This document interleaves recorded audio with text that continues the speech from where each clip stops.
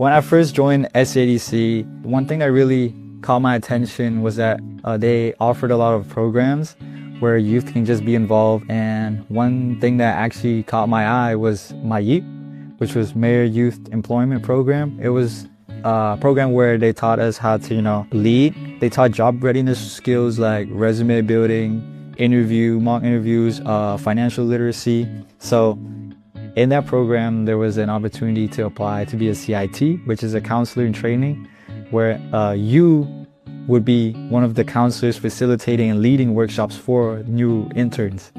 So I applied for fun, and I didn't know I got in, but then one of the guys called me and they're like, unfortunately, you got accepted. So I was like, I bet, here we go.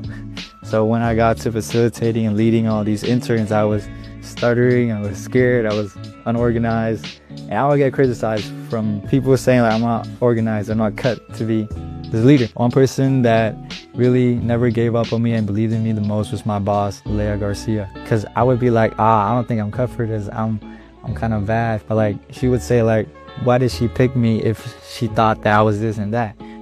She picked me for a reason. And she said like, she believes in me. But like, that motivated me to, keep going and striving to be a better leader. There came the school year, newer interns came in, and then I was able to lead better. My public speaking was better, my confidence.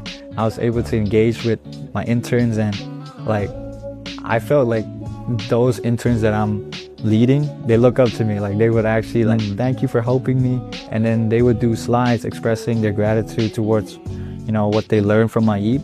And they would say like, the CITs helped them a lot with stuff and how they put so much effort. And then that kind of hit me a lot. Like, dang, I'm actually, making a change in these kids' life. So what it sounds like is you learned a lot of skills, and then you became a counselor and you're able to teach that and help them.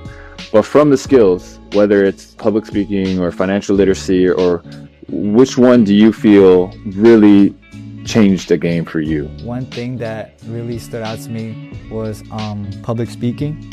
In this role, it's super important. It's just an underrated skill, all in all. It changed how I, present myself, how I played a role in like fighting for certain topics. I feel like that matters a lot.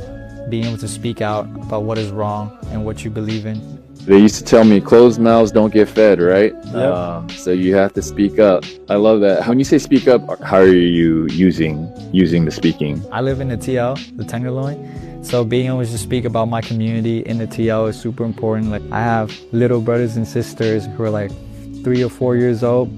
They would, every day they would leave their houses, seeing homeless people, drugs, all that stuff. But what's important about SEADC is that they gave us a place where kids can come and then they won't be, exposed to these kinds of stuff. And then when stuff would happen, they would fight for the kids that are going through those stuff in like this area, this bad area. So it's great.